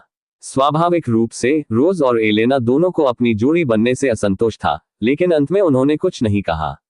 यह योजना की सफलता के लिए था, या कम से कम उन्होंने खुद को यही समझाया। टीमों को अलग करने के बाद डेमियन ने आगे की जानकारी देना शुरू किया। ज्यादा कुछ कहने की जरूरत नहीं है। यह ठिकाना एक बंकर जैसा है जो धरती के अंदर काफी गहराई तक फैला हुआ है, लेकिन मुझे इससे ज्यादा कुछ नहीं पता। हालांकि बंकर की पूरी तीसरी मंजिल सभी कर्मियों के लिए बंद है, क्योंकि वहीं उनके नेता रहते हैं। डेमियन को यातना देने के हर संभव तरीके का इस्तेमाल करने के बाद भी बस इतनी ही जानकारी मिल पाई थी। चौथी मंजिल से नीचे की सुविधाओं के उपयोग के बारे में भी जानकारी दी गई थी, लेकिन 65वीं मंजिल के बाद की सारी जानकारी उन सबसे ताकतवर खलनायकों को भी नहीं पता थी जिन्हें उसने पकड़ा था। जब डेमियन ने यह बात लड़कियों को बताई तो वे सारी बातों को समझ पाईं। जहां जरूर कुछ मजेदार चीजें होंगी। ठीक है, अगर हम सामान्य खलनायक वाली चीजों के अलावा कुछ और ढूंढना चाहते हैं तो हमें उन मंजिलों में जाना होगा। डेमियन भी इस बात से सहमत था। उसने उन्हें पहले ही बता दिया था कि दुश्मन पृथ्वी के खलनायक नहीं बल्कि दूसरी दुनिया के प्राणी हैं, इसलिए उनकी राय उनके पास मौजूद सभी जानकारी के आधार पर बनी थी। इसके अलावा मुझे पता चला कि जब तक आप निचली मंजिलों तक नहीं पहुंच जाते, तब तक सुरक्षा उतनी कड़ी नहीं होती। ऐसा लगता है कि उनकी ज्यादा शाखाएं नहीं हैं, इसलिए अपराधियों का आना जाना लगातार लगा रहता है। इन खलनायकों के व्यक्तित्व भी विविध हैं, जिनमें से कुछ बेहद सनकी हैं। सत्ता के कारण उनमें से कई पागलपन भरी भ्रांतियों में जी रहे हैं। जब तक हम स्पष्ट रूप से अपनी पहचान नहीं बताते, तब तक घुल मिल जाने में कोई समस्या नहीं होनी चाहिए। हमें बस ये पता लगाना है कि 65वीं मंजिल में घुसपैठ कैसे करें, डेमियन ने आगे कहा। खैर, हम में से प्रत्येक उस बाधा को पार करने के लिए अपने अपने तरीके अपना सकता है। अगर हम बहुत ही बारीकी से योजना बनाएंगे तो हालात बिगड़ने पर हम सहजता से प्रतिक्रिया नहीं दे पाएंगे, रोज ने समझाया। बाकी दोनों ने भी सहमति में सिर हिलाया, और उसके बाद आगे बातचीत की कोई आवश्यकता नहीं रही। डेमियन ने उन्हें पहले से चिन्हित गुप्त स्थान पर पहुंचा दिया और रोज ने तुरंत उन तीनों को भेस बदलवा दिया। ज़ारा डेमियन की छाया में अपनी पुरानी जगह पर लौट आई, जो पिछले कई महीनों से खाली पड़ी थी। कम से कम इमारत में ठीक से प्रवेश करने तक इस तरह की चाल आवश्यक थी। जल्दी से वे तीनों पूर्व निर्धारित टीमों में बंट गए। सुरक्षित रहना, और अगर पकड़े जाओ तो सबसे पहले अपनी जान बचाना, डेमियन ने दोनों लड़कियों की तरफ देखते हुए कहा। उन्होंने सहमति में सिर हिलाया और फिर अलग हो गए। लड़कियों के जाने के लगभग आधे घंटे बाद डेमियन भी विशाल गुंबद के प्रवेश द्वार की ओर चल पड़ा। अब निफ्लहेम, देखते हैं कि क्या तुम मुझे कुछ दिलचस्प दिखा सकते हो। घुसपैठ शुरू करना आसान था। डेमियन को बस इतना करना था कि वह गुंबदनुमा संरचना में ऐसे प्रवेश करे जैसे वह वहीं का रहने वाला हो। किसी ने उससे सवाल नहीं किया, किसी ने उसे रोका नहीं, अंदर पहचान का कोई निशान भी नहीं था। डेमियन बड़े ही शान से चलता था, मानो वह खुद को अपने आसपास के सभी लोगों से श्रेष्ठ समझता हो, और इसी वजह से लोग उससे दूर रहते थे। किसी को भी ऐसे दिखावटी लोगों से बात करना पसंद नहीं होता था। गुंबदनुमा संरचना का अधिकांश भाग खाली था, जिसमें कुछ प्रशिक्षण कक्ष थे जो नीचे चल रही गतिविधियों को छिपाने के लिए मात्र आवरण के रूप में मौजूद प्रतीत होते थे। उस क्षेत्र में कई लिफ्टें बिखरी हुई थीं, जिनमें से एक में डेमियन सवार हुआ। लिफ्ट पर लिखे नंबरों से यह आसानी से पता चल जाता था कि लिफ्ट में किस तरह की स्थिति होती है। 4 से 64 तक की मंजिलों पर कोई भी यात्रा कर सकता था, लेकिन 65वीं मंजिल से नीचे जाने के लिए किसी न किसी प्रकार के कीकार्ड की आवश्यकता होती थी। डेमियन ने 50 नंबर का बटन दबाया और तेजी से बनकर से नीचे उतरने लगा। लिफ्ट का पूरा ढांचा कांच का बना था और पहले 3 मंजिलों के बाद ही डेमियन को इसका कारण समझ आया। उसके चारों ओर छाया अंधेरा छट गया और सामने का नजारा खुल गया। यह एक अद्भुत दृश्य था, जिसने डेमियन को एक फिल्म की याद दिला दी जो उसने कभी देखी थी। बनकर किसी कोलोसियम की तरह था, जिसमें बीच का हिस्सा खोखला था और उसके चारों ओर फर्श छल्लेनुमा थे। जब डेमियन ने खोखले हिस्से के तल की ओर देखने की कोशिश की तो उसे केवल एक अथाह खाई दिखाई दी। यहां तक कि अगर फर्श के पूरे मध्य भाग को काट भी दिया जाए तो भी हर फर्श जरा भी छोटा नहीं था।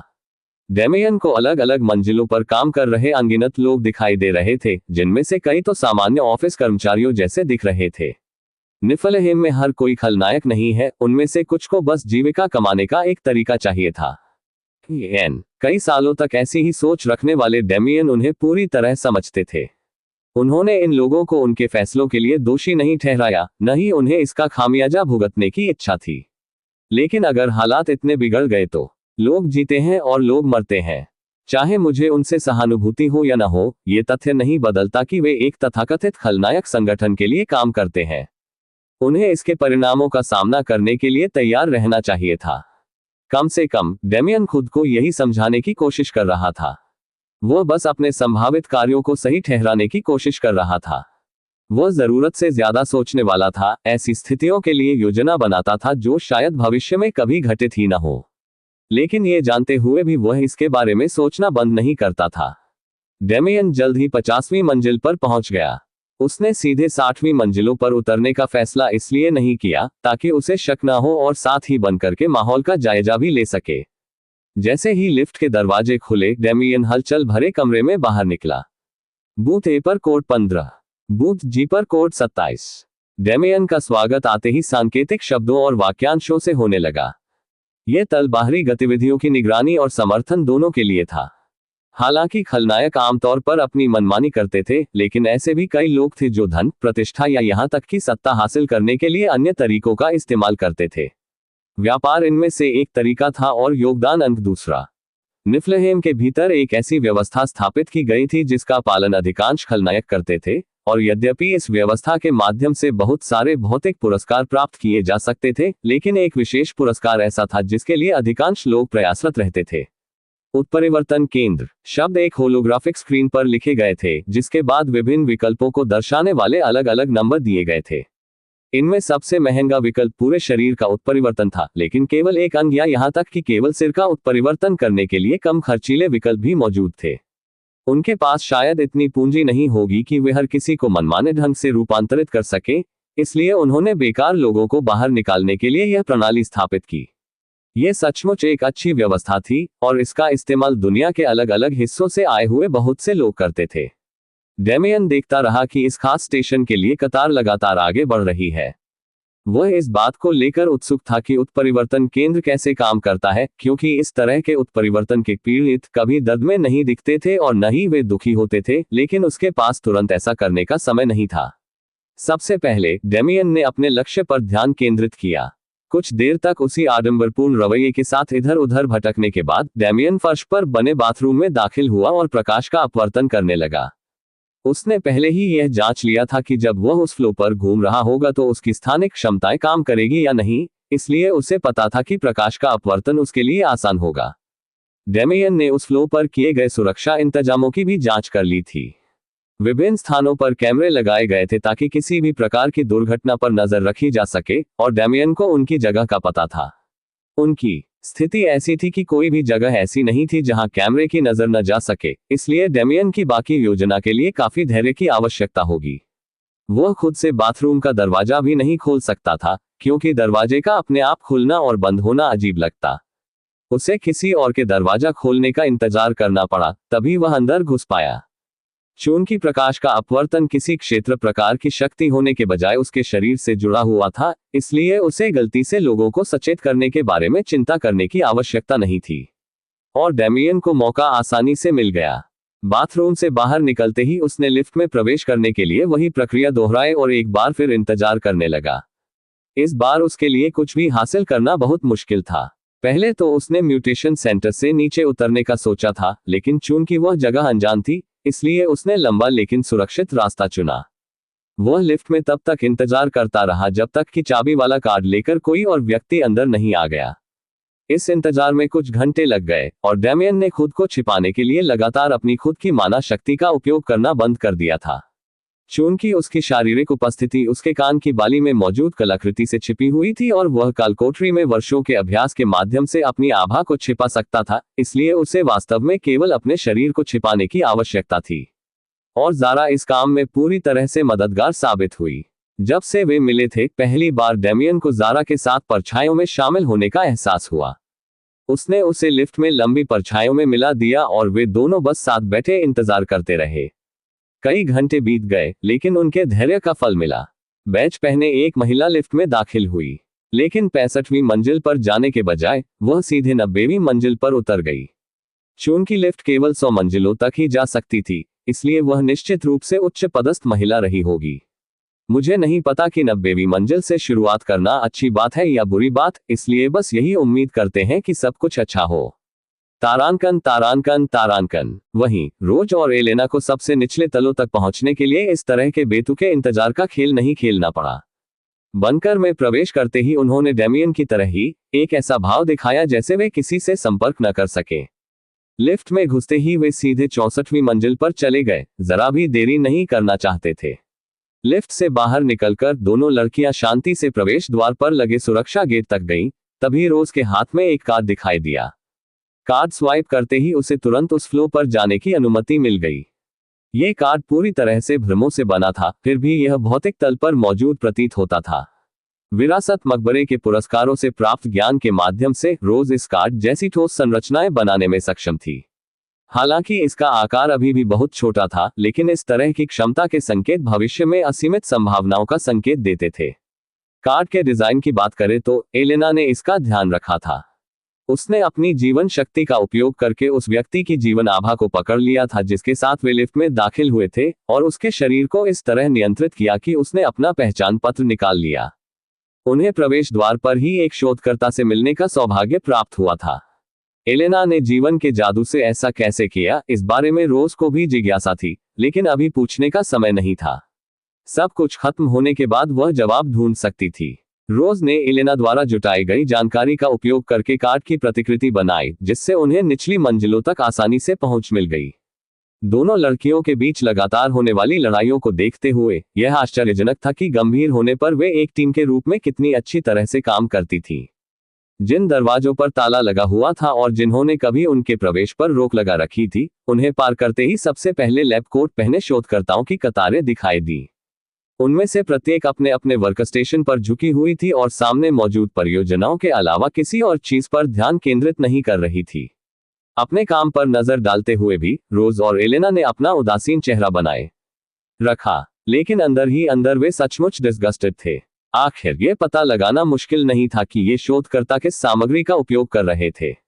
भले ही ये थोड़ी मात्रा में हो, लेकिन किसी इंसान की आभा को पहचानने में गलती नहीं हो सकती। भले ही यह धातु की ट्रे पर विकृत गांठों या त्वचा के टुकड़ों से आया हो। मनुष्य के व्यक्तित्व को परिभाषित करने वाले गुण क्या थे? कुछ लोग तर्क देंगे कि यह उनका स्वभाव था, जबकि कुछ लोग जैविक दृष्टिकोण अपनाएंगे। हालांकि मानवता और मनुष्यों को वर्गीकृत करने के कई अलग अलग तरीके थे, लेकिन उनमें से कोई भी रोज और एलेना के सामने के दृश्यों पर सटीक नहीं बैठता था। फिर भी यह निर्विवाद था कि शोधकर्ताओं द्वारा उपयोग की जाने वाली सामग्री मनुष्यों से प्राप्त की गई थी। एलेना की आवाज अचानक रोज के दिमाग में गूंजी। घबराओ मत, यह एक तकनीक है जो मैंने माना का उपयोग करके सीखी है। वैसे भी जो चीजें मानवीय आभा उत्सर्जित कर रही हैं, वे वास्तव में जो भी हो, उनमें से कुछ और भी अधिक व्यापक जीवन आभा उत्सर्जित कर रही है। इस खुलासे से रोज का शरीर थोड़ा कांप गया। इस जानकारी के बाद वे इंसान थे या नहीं, ये बात कम महत्वपूर्ण हो गई। आखिर क्या एलेना ने उसे यह नहीं बताया था कि इनमें से कुछ चीजें जीवित थी? रोज ये पता लगाना चाहती थी कि जो मांस के टुकड़े उसे दिख रहे थे वे कैसे जीवित हो सकते हैं, लेकिन ये सही विकल्प नहीं था। वह जानती थी कि अगर वे यात्रा जारी रखेंगे तो उन्हें और भी जवाब मिलेंगे। जब वे गलियारों से गुजर रहे थे, रोज ने खुद को वही तकनीक सिखाई जो एलेना ने अभी अभी इस्तेमाल की थी। यह ज्यादा मुश्किल नहीं था क्योंकि यह पूरी तरह से माना पर आधारित थी। उसने बस माना की एक धारा बनाई और उसे एलेना के सिर में डाल दिया, जिसका इस्तेमाल उसने अपने विचारों को प्रोजेक्ट करने के लिए किया। उसे समझ नहीं आ रहा था कि एपिरॉन पर इस तरह की विधि का पता कैसे नहीं चला। फिर भी हो सकता है कि यह ज्ञात हो, लेकिन उसे इसका उपयोग करना सिखाया न गया हो। अंततः महत्वपूर्ण बात यही थी कि उसने इसे अब सीख लिया था। मुझे लगता है कि हमें इस मंजिल पर रहने के बजाय अगली मंजिल पर उतर जाना चाहिए। वहां जो कुछ हो रहा है उसे देखकर लगता है कि इन चीजों की आपूर्ति वहीं से होती है। रोज ने हॉल के एक खास हिस्से की ओर इशारा करते हुए यह संदेश भेजा। जब एलेना ने उधर देखा तो उसे एक नली जैसी वस्तु दिखाई दी जो लगातार मांस के गोले बना रही थी। ऐसा प्रतीत हुआ कि उसका स्रोत बनकर में और नीचे की ओर था। एलेना ने रोज की ओर सिर हिलाकर अपनी सहमति जताई और दूर दिख रही सीढ़ियों की ओर चलने लगी। रोज भी जल्द ही उसके पीछे पीछे चलने लगी। सीढ़ियों पर बहुत कम रोशनी थी, जिससे पिछले दृश्यों से महसूस हो रही भयावहता और भी बढ़ गई। हालांकि अगली मंजिल पर पहुंचने पर उन्हें जो भय महसूस हुआ, उसके सामने ये कुछ भी नहीं था। शोधकर्ताओं की कतारों के बजाय इस तल पर बड़ी बड़ी कांच की नलियां थीं। रोज अपने आसपास के माहौल के आधार पर ही उनके कार्य का अनुमान लगा सकती थी, लेकिन एलेना को ठीक ठीक पता था कि क्या हो रहा है। एकमात्र समस्या ये थी कि उसने वास्तविक जीवन में ऐसा दृश्य देखने की कभी उम्मीद नहीं की थी। हॉल में फैली सैकड़ों नलियों में से प्रत्येक नली साफ तरल पदार्थ से भरी हुई थी, और उस तरल पदार्थ के भीतर जीवित प्राणी थे, जो गहरी नींद में प्रतीत हो रहे थे। इन सभी प्राणियों में से सभी मनुष्य नहीं थे, लेकिन उनमें से अधिकांश मनुष्य थे। फिर भी अब तो उन्हें भी मुश्किल से ही मनुष्य कहा जा सकता था।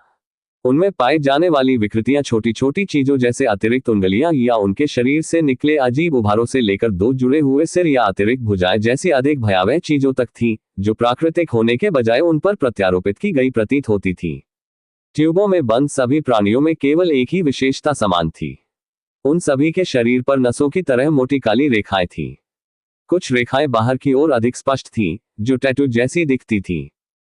यह सचमुच घिनौना था। इन सभी प्राणियों के शरीर में अनगिनत तार और मशीनें लगी हुई थीं जो उनके महत्वपूर्ण शारीरिक संकेतों और अन्य जैविक डेटा की निगरानी कर रही थीं, और समय समय पर नलियों के भीतर से छोटे रेजर निकलते थे जो उनके शरीर के कुछ हिस्सों को काट देते थे। कोई खून नहीं बहा, और कटे हुए हिस्से तुरंत ठीक हो गए। क्षत विक्षत होने के बावजूद इन प्राणियों की हृदय गति में जरा भी वृद्धि नहीं देखी गई।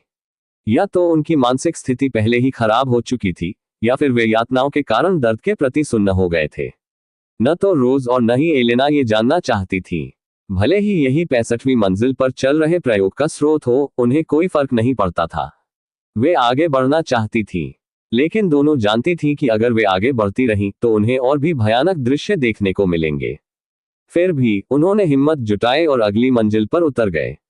लेकिन वह भी पिछली मंजिल जैसी ही थी। सैकड़ों जीव कांच की नलियों में स्थिर खड़े थे, जिन्हें क्षत विक्षत करके फिर से बनाया जा रहा था। लड़कियों ने इन दृश्यों को अनदेखा किया और नीचे उतरती रहीं जब तक कि वे 75वीं मंजिल पर नहीं पहुंच गईं। और सचमुच उन्हें जो मिला वह पिछली मंजिलों से कहीं ज्यादा बुरा था। प्रयोगों के तैयार उत्पादों के बजाय उन्हें वे शोधकर्ता मिले जो उन्हें बनाने की प्रक्रिया में थे।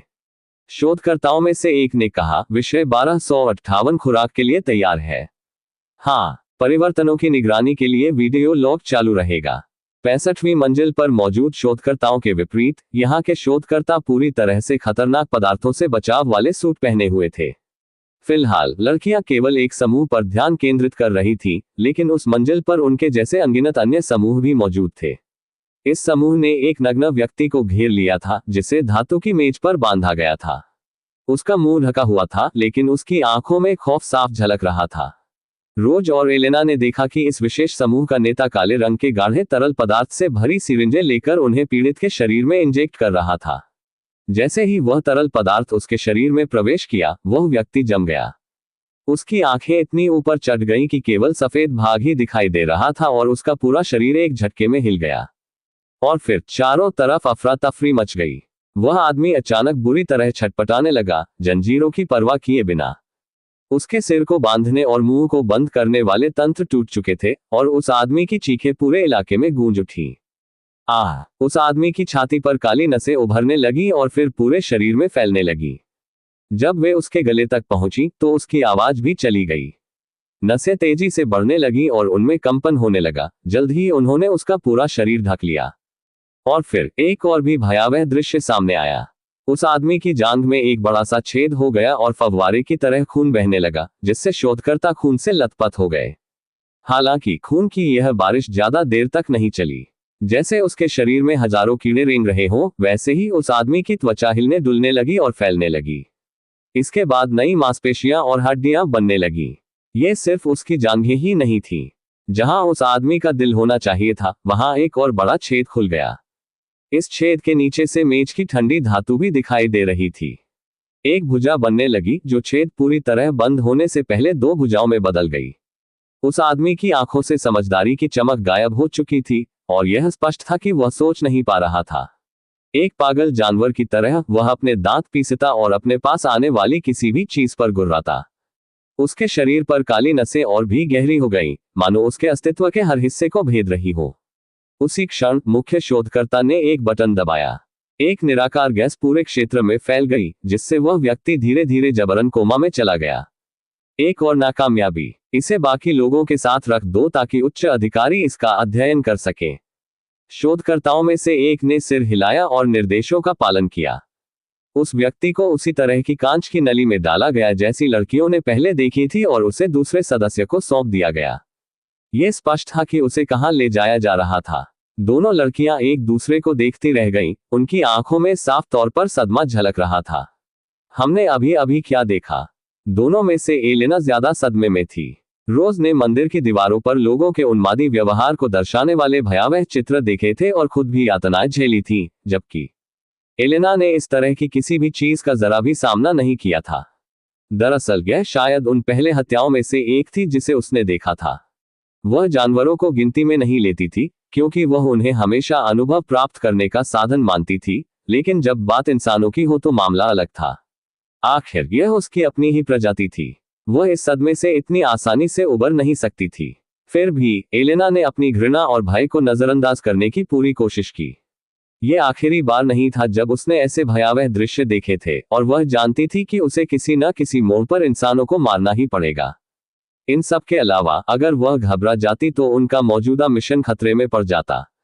एलेना ने खुद से बस यही वादा किया कि वह ऐसे भयानक प्रयोग करने वाले संगठन को अपने हाथों से नष्ट कर देगी। यही एक तरीका था जिससे वह अपने डर को शांत कर सकती थी।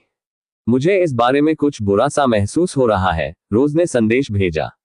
वह काला पदार्थ, जिस तरह से वह हिल रहा है, वह उस नॉक्स से अजीब तरह से मिलता जुलता है जिससे मैं और डैमियन पहले मिल चुके थे। उसे लगातार यह आशंका सता रही थी कि इन सब कार्यों के पीछे कोई बड़ी साजिश है। खासकर यह देखकर कि निफ्लहेम खलनायकों को रूपांतरित कर रहा था और नॉक्स अन्य जातियों के अपने अनुयायियों को रूपांतरित कर रहे थे। रोज ने सिर हिलाया। अभी के लिए हम बस स्थिति पर नजर रखेंगे। हम डैमियन से मिलने पर इससे निपटने का कोई तरीका सोच सकते हैं और यह भी पता लगा सकते हैं कि आखिर हो क्या रहा है।